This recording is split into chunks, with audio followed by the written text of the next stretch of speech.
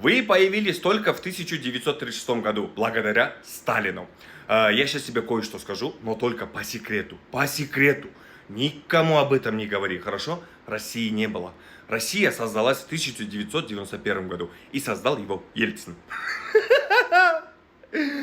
Уважаемый мой умник, вы там между собой определитесь, пожалуйста, хорошо? А то мы, казахи, начали путаться. Вы придумали такую байку, то что мы, казахи, во главе со своим ханом, пришли к вам умолять, просить о помощи к Екатерине II, да? Кстати, она была немкой. Вот, мы вас умоляли, понимаете?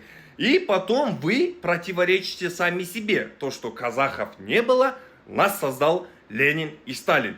И теперь у меня два вопроса. Если нас создали Ленин и Сталин, кто из них папа, кто мама? И второй вопрос. Какой из историй этих правдивая? Кому верить? Вот об этом, пожалуйста, нам расскажите, окей? Продолжаем далее. Умник, смотри. Мы, казахи, создались как ханство в 1465 году. Казахское ханство на 57 лет или на 65 лет старше российского княжества. Вот запомни об этом.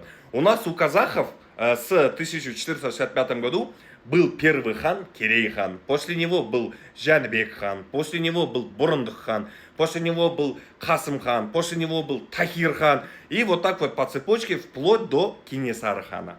Понимаешь? И везде во время казахского ханства правили именно чингизиды. Понимаешь? Потомки Жошы хана. Почему именно потомки Жошы хана? Потому что мы, казахи, потомки Золотой Орды. Понимаешь? Золотой Орды. Та Золотая Орда, которая вас всех собрала из болот и лесов, собрала в одну кучу и начала 300 лет собирать вас дань. Вот о ком идет речь.